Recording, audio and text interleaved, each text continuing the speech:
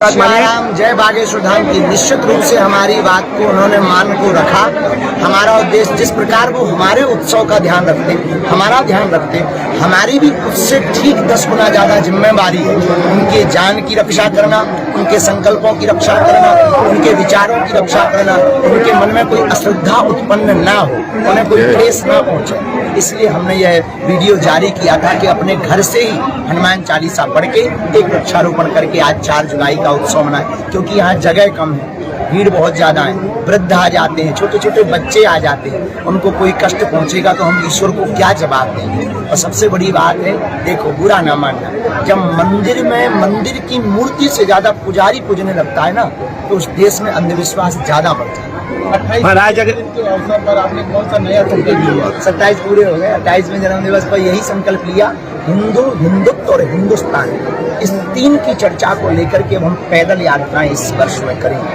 और हिंदू राष्ट्र बनाने के लिए जो कार्य हमने बहुत स्लोली कर लिए, अब वो और तेज गति के साथ करेंगे।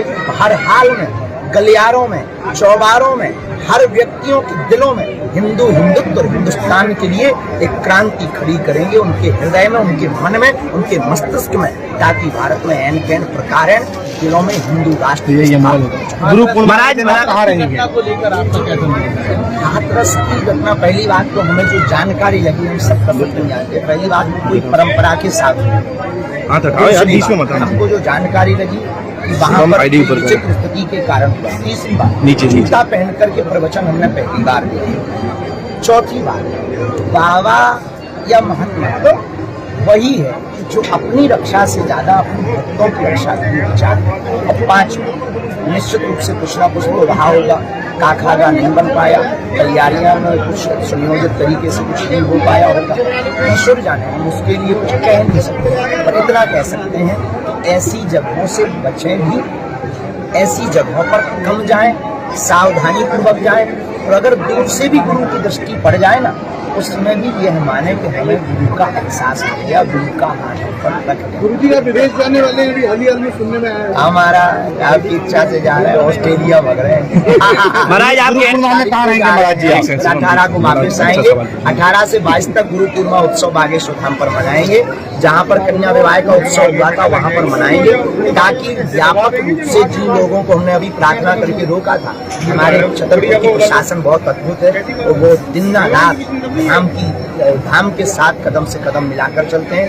तो हम उनके साथ बैठेंगे और उनके साथ में एक सुनियोजित व्यवस्थित ढंग से योजनाबद्ध तरीके से रूपरेखा बनाएंगे।